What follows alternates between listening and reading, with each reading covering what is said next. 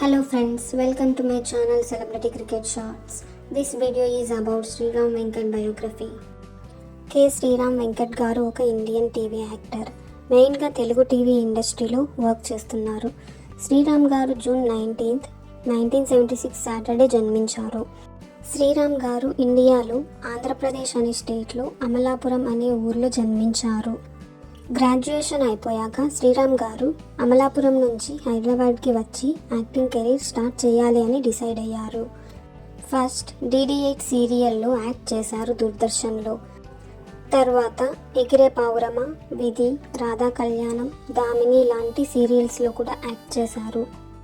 ఆ తర్వాత కొన్ని సీరియల్స్ కూడా ప్రొడ్యూస్ చేశారు. లైక్ రాధా కళ్యాణం 2013లో, కొంచెం ఇష్టం కొంచెం కష్టం 2013లో అండ్ వరుదిని పరిణయం 2014లో. ఈ సీరియల్స్ అన్నీ జీ తెలుగులో టెలికాస్ట్ అయ్యాయి.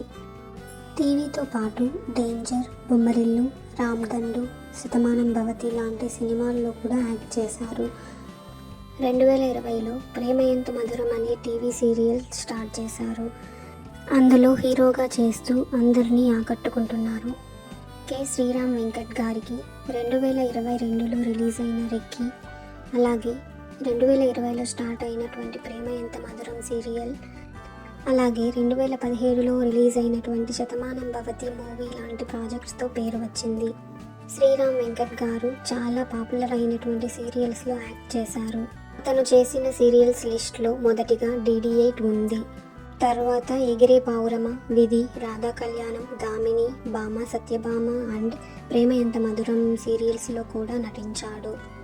ఈ సీరియల్స్ ద్వారా తనకి తెలుగు టెలివిజన్ ఇండస్ట్రీలో వెల్ నోన్ యాక్టర్గా గుర్తింపు వచ్చింది. శ్రీరామ్ వెంకట్ గారు సీరియల్స్లో యాక్ట్ చేయటమే కాదు, తను చాలా వరకు పాపులర్ షోస్కి ప్రొడ్యూసర్గా కూడా వర్క్ చేశారు. అతని ప్రొడక్షన్లో వచ్చిన ఫస్ట్ సీరియల్ రాధా కళ్యాణం 2013లో జీ తెలుగులో వచ్చింది. అదే ఇయర్లో వరుదిని పరిణయం కూడా ప్రొడ్యూస్ చేశాడు. తర్వాత కొంచెం ఇష్టం కొంచెం కష్టం 2014లో జీ తెలుగులో ప్రొడ్యూస్ చేశాడు.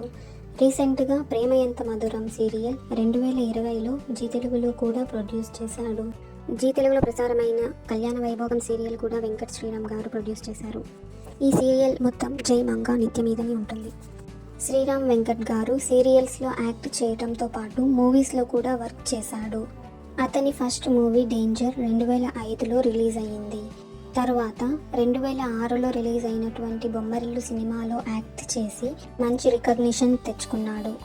ఆ తర్వాత 2012లో రామతండు అండ్ 2017లో శతమానం భవతి మూవీస్లో కూడా నటించాడు.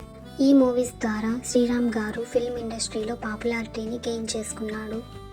మీకు ఈ వీడియో నచ్చినట్లయితే please do like, share, comment and subscribe to my channel celebrity cricket shorts.